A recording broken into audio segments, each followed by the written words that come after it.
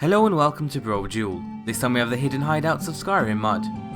This is a mod that adds over 20 new hidden locations to the world of Skyrim.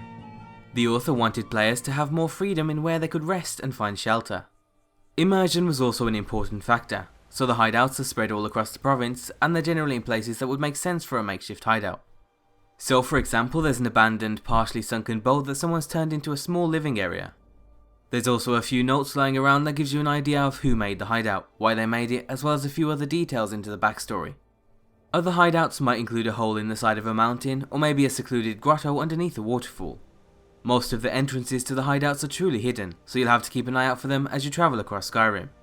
When you install the mod, you get to choose between 3 different versions depending on your playstyle.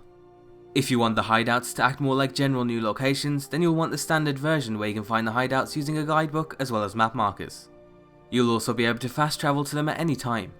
However, if you're interested in a more explorer friendly version, then you'll want the one with no map markers, so you'll only have the guidebook as a guide to the hideouts. The guidebook can be found upstairs in the Riverwood Trader, and it only gives general hints and stories that involve the hideouts, so they're not a detailed map or anything like that.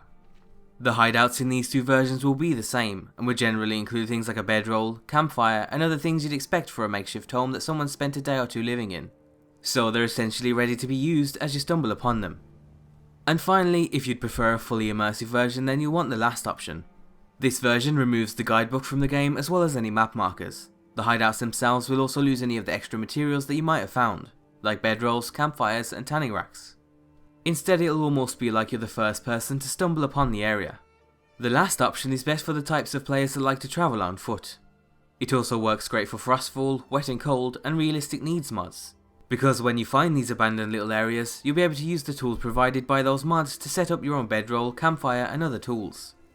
So instead of finding a pre-made hideout, you'll be able to create your own, which you can then recall and use at any time as you travel across the world.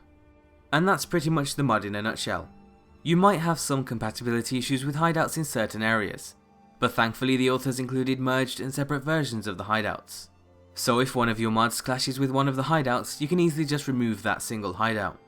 There's also a separate version for hideouts that include the use of DLC, so if you don't have any DLC then you don't need to worry. Recently the author also released another edition of the mod that includes Skyrim cities. This separate mod aims to add new hideouts that act as secret entrances to all of Skyrim cities. As of right now there's 3 hideouts for Whiterun, Solitude and Markarth, so you can connect to these cities through underground caves, sewage systems and other methods. Again, for this mod you can choose between the 3 versions depending on your playstyle. And if you like the idea of the author's first mod, then you'll definitely like this one. In the future he plans to add more hideouts, so it's also worth keeping an eye on for a later date if you want more than just the 3 new locations. So if you're interested in either of the mods, then you can find links for them down below. And as always, be sure to leave an endorsement on any mods you enjoy, and thanks for watching.